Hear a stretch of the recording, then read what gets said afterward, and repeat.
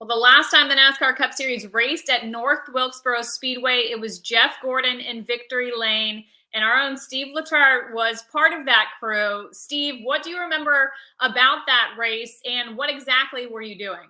Well, as a 17-year-old kid, I was basically just helping out at that point at the 24. Hadn't really joined the road crew officially until the next season. But with Wilkesboro and being local, I was invited to kind of come hang out with the team. And I just remember, it was what we remember from the 90s, right? It was a beating and banging short track style race. Terry was very good that year in the 5-car, also from Hendrick Motorsports.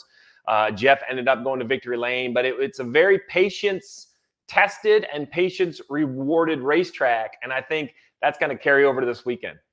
I absolutely agree. I think we're going to see a lot of that. We're also going to see a lot of guys searching for grip. The word on the street is there is going to be absolutely no grip on the racetrack this weekend. Add to that fact that the second half of those 200 laps, crew chiefs have to decide when they're going to take that last set of tires. So what does that mean for the field?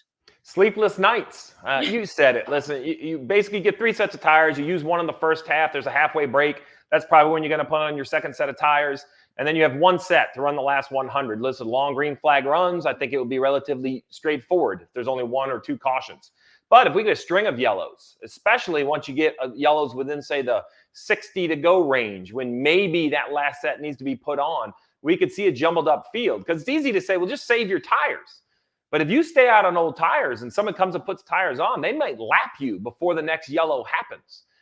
So it's not as straightforward as just, hold your cards close to your vest and wait to the last minute. You have to make sure you're on the lead lap when that caution comes. So it's going to be sleepless nights, and drivers, young ones are going to have to learn how to save tires, and veteran drivers, I probably have a big smile because this has been something they haven't had to do in quite some time. They're going to have to do it at North Wilkesboro without a doubt. Okay, you've touched on it. Veterans versus the younger drivers. There are, in fact, some drivers in the field that were not even born the last time the Cup Series raced at North Wilkesboro. So what drivers stand out to you as possible threats at a track like this? So, listen, I'm going to give a tip of the hat to the Wiley veterans. I think this is a short track all-star format, no points, and I think aggression is easy because that's the style of racing we see now. So I actually look for success to come out of the other style. Kevin Harvick, Martin Truex Jr., why not Brad Keselowski? Hard to believe Brad has yet to win an all-star race. RFK has been continuing to run good time and time again this year. Why not a wily veteran like Brad? Why couldn't he not only save some tires, but maybe get off sequence? I can see Brad doing something interesting.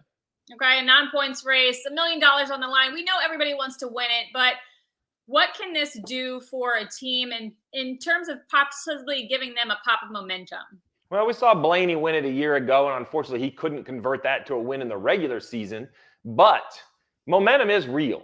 And I think it's a little different. When the All-Star race is in Texas, it's a long ways from everybody's homes. But when it's in North Wilkesboro, friends, family, fans, the place is going to be packed. So I think going there and having a great run and winning, while it does something for your bank account, nothing for your point situation, it does fill that momentum bucket. So I think if a team can go there, win that race, you just don't know what kind of momentum that could carry through the summer.